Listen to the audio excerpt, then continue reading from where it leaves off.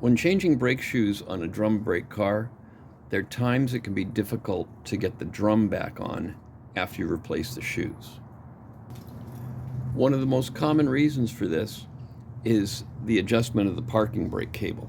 It's different on all different types of vehicles, but there's a possibility somebody has adjusted the parking brake cable at a time when the shoes were well worn, and now you put new shoes on it, and because of the way the cable has been adjusted, the brake drum won't go back on. Another problem could be the way the hardware has been reassembled onto the backing plate is causing a problem where the shoes are being kept out too far.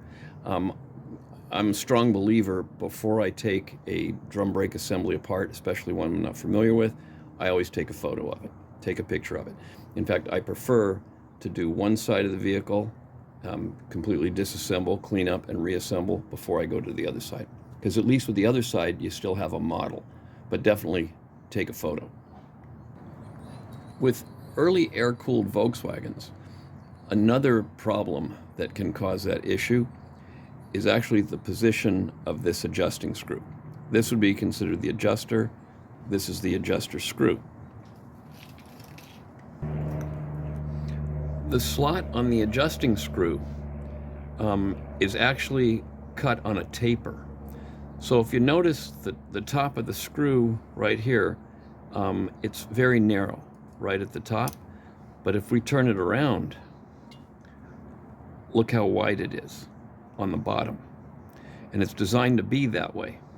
But you always want to make sure that when you assemble it, the slot with the narrow end faces up. You don't want the wide part of the slot facing up. It has to be the narrow part. The reason for this is that that slot actually holds the bottom of the web of the shoe. When correctly, it sits like this. If you flip it around so the wide part of the slot is up, now it fits like this. What it actually will do, it'll hold the shoe out almost 1/8 of an inch further than if it's done correctly. And I'm telling you, that will drive you nuts because I've not seen anything in the service manuals about it.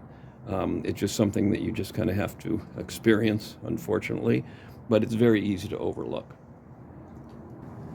I know a lot of old air-cooled Volkswagens use this style of adjusting screw with the tapered slot.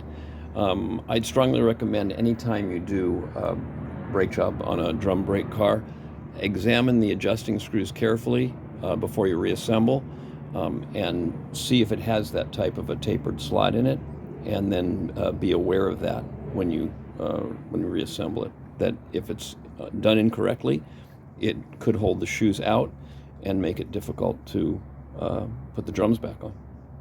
I hope this helps. Thanks for watching.